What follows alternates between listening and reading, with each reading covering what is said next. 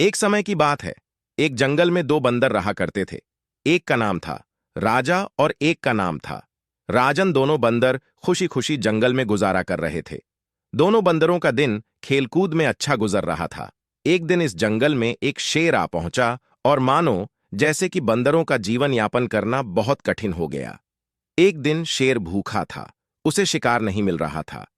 तभी शेर की नजर डाली पर बैठे बंदरों पर पड़ा और शेर मन ही मन बोला कि क्यों ना इन बंदरों को खा लो, कम से कम मेरा भूख कुछ देर के लिए शांत हो जाएगा। और फिर शेर बंदरों को नीचे उतारने का प्लान सोचता है और शेर बंदरों से कहता है। अरे बंदरों, तुम ऊपर क्या कर रहे हो? आओ नीचे आओ। शेर की यह बात सुनकर राजा नाम का बंदर कहता है। अरे दिखाई नहीं देता, हम ऊपर बैठकर जंगल का मजा ले रहे हैं और मीठे मीठे फल खा रहे हैं। राजा की बात सुनकर शेर मन ही मन कहता है कि यह बंदर ऐसे नीचे नहीं उतरेंगे, इनका प्यार से नीचे उतरने को कहता हूं। और शेर कहता है, अरे जंगल इतना हरा भरा है और तुम ऊपर सूखी डाली पर बैठे हो। आओ नीचे, हम सब साथ में खेलेंगे। शेर की यहां बात सुनकर राजन नाम का जो दूसरा बंदर रहता है वह कहता है, नहीं शेर भैया, हम ऊपर ही सही है।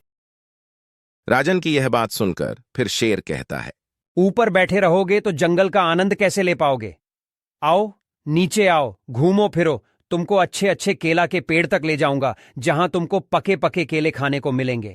शेर की यह बात सुनकर राजा अपने दोस्त राजन को समझाते हुए कहता है, अरे दोस्त, चलो, हमें भी शेर की तरह जंगल में घूमने का मजा आएगा और इस बहाने दूसरे जानवर भी हमसे डरेंगे और हमारी इज्जत करेंगे।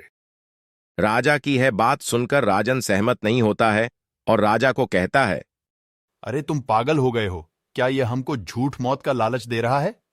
हम अगर नीचे उतरेंगे तो ये हमें खा जाएगा।